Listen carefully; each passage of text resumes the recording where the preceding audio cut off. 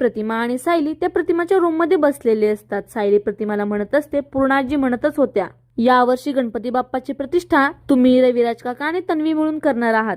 आता मात्र प्रतिमा विचार करायला लागते. सायली प्रतिमाकडे बघून म्हणते, अर्थात तुम्हाला चालणार असेल तरच. पूर्णाजी म्हणाल्या की तुम्ही येथे असताना तुम्ही तिघं मिळूनच गणपतीची पूजा करायचं दरवर्षी, मग याही वर्षी कराल ना? सायली प्रतिमाचा हात हातात घेत म्हणत असते, प्रतिमात्या मला माहिती आहे की तुम्हाला तुमचं लग्न, संसार काहीही आठवत नाहीये, पण एव्हाना तुमचा आमच्यावर विश्वास बसला असेल की ह्या घरातली माणसं तुमच्याशी खोटं नाही बोलणार, तुम्हाला फसवणार नाही. रविराज काकांच्या डोळ्यातलं प्रेम दिसतंय ना तुम्हाला. फक्त तुम्हाला त्रास होऊ नये म्हणून ते काहीही बोलत नाहीये. तुमच्या भावनांचा आदर करतायत, मग तुम्ही त्यांच्या भावना समजून घ्या ना प्रतिमात्या. सायली प्रतिमाला म्हणते, प्रतिमात्या रविराज काकांसाठी नाही, निदान बाप्पासाठी. बाप्पावर भक्ती आहे ना तुमची, मग कराल तुम्ही प्रतिष्ठापना. इकडे प्रिया म्हणत असते, गणपतीच्या प्रतिष्ठापनेला ती सायली तिथे असता कामा नये, नाहीतर नेहमीप्रमाणे सगळे फासे तिच्या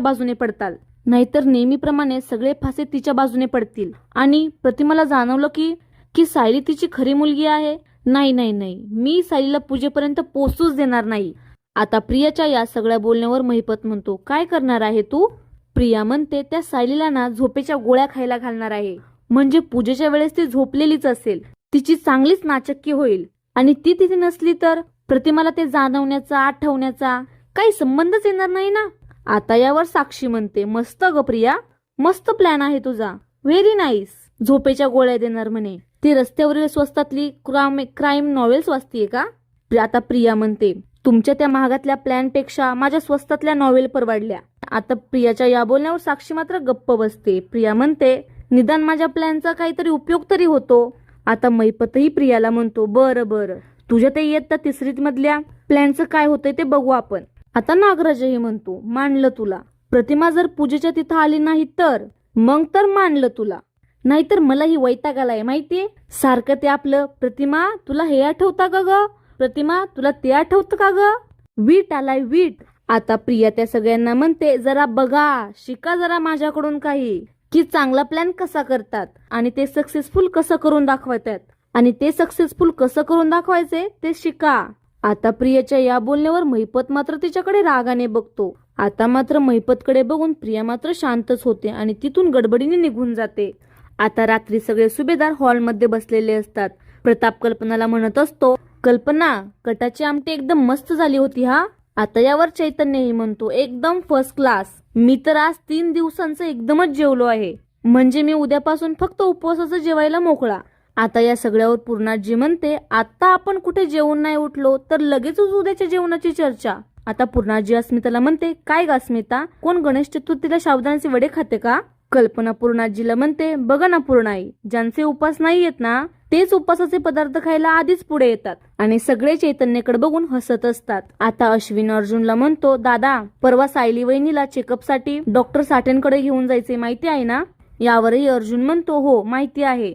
आता चैतन्य अश्विनला म्हणतो, अश्विन, हा काय प्रश्न आहे? हा, अर्जुन एकवेळ त्याचं नाव विसरेल, प्रोफेशन विसरेल, पण सायली वहिनीच्या बाबतीत काहीही विसरणार नाही. यावर अश्विनही चैतन्याला म्हणतो, हा, एकदम खरं आहे, एकदम खरं. आता प्रियाही म्हणते, आज किती मस्त झालं ना जेवण, पण असं एका पदार्थाशिवाय ना पूर्ण जेवण झाल्यासारखं वाटतच नाही. आता यावर अस्मिता म्हणते, आईस्क्रीम ना, मला वाटलंच होतं तू आईस्क्रीमच म्हणणार. यावर प्रिया म्हणते, अस्मिता, अगं आईस्क्रीम नाही, मसाला दूध.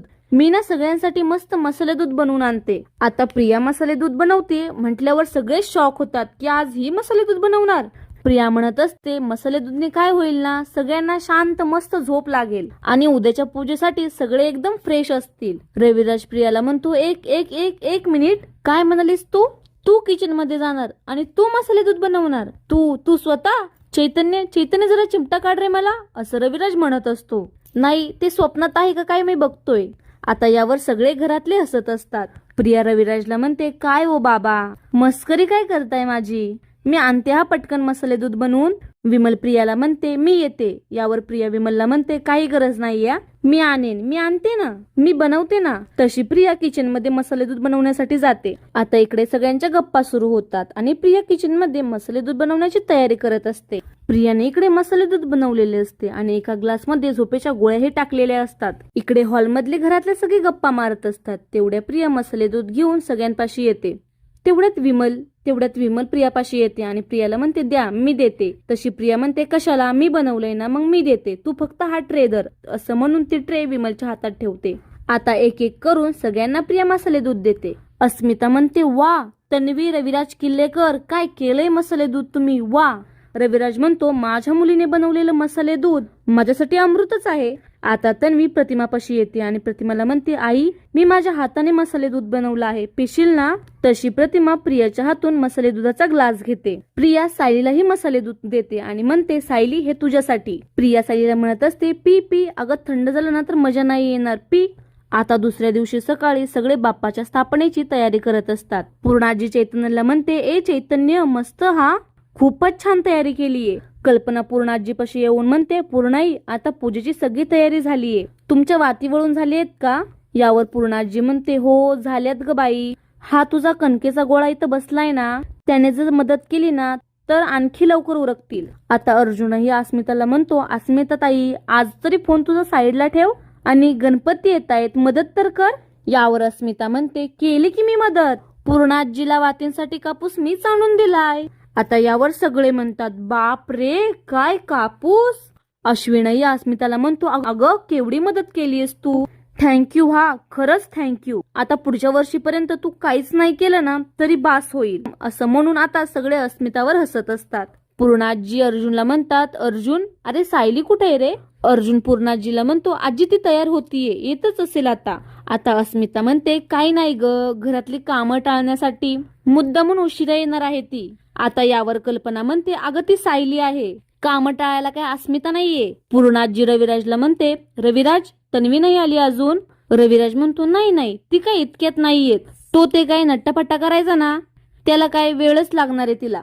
आता चैतन्यही म्हणतो अनंत चतुर्थीच्या आधी येईल ना. यावर रविराज म्हणतो अशी आशा आहे आणि सगळे हसतात. इकडे सायली तिचं सगळं आवरून जिन्यावरून खाली उतरतच येत असते. तेवढ्यात अर्जुनचं लक्ष सायलीवर पडतं आणि तो सायलीकडे बघतच राहतो. कल्पना अस्मिताला म्हणते अगं ती ताटातली फुलं तरी नीट कर की. अस्मिता चिडून म्हणते द्या विमलताई द्या, मी करते. तशी विमल ती ताटे घेऊन अस्मिताकडे जाते. तेवढ्यात सायली म्हणते द्या मी करते. तशी अस्मिता म्हणते कर चालेल तू कर. आता कल्पना मात्र सायलीवर चिडून म्हणते सायली, मी तुला काय सांगितलंय, आज फक्त तू प्रतिमाला तिच्या रूम मधनं बाहेर आणायचं, एवढंच फक्त तू काम करायचंय, बाकी तू आराम करायचा आहेस. दे ते आधी विमल, दे बरं तू अस्मिताकडे. तशी विमल ते ताटं घेते आणि अस्मिता पुढे नेऊन ठेवते. पूर्णाजी कल्पनाला म्हणते या घरातल्या लोकांना जरा शिकू दे, सायलीशिवाय कामं कशी करायची ते, नाहीतर प्रत्येक जण सायली हे दे सायली ते दे असंच करत राहणार. आता प्रतापही येऊन सायलीला म्हणतो सायली अगं पाठ कुठं ठेवलंयत. आता मात्र सगळे हसायला सुरुवात करतात. प्रताप म्हणतो अरे हसायला काय झालंय. पूर्णाजी म्हणते अरे काय काय काय हसायला झालंय, तू शोध ना कुठेतरी. यावर प्रताप म्हणतो मी.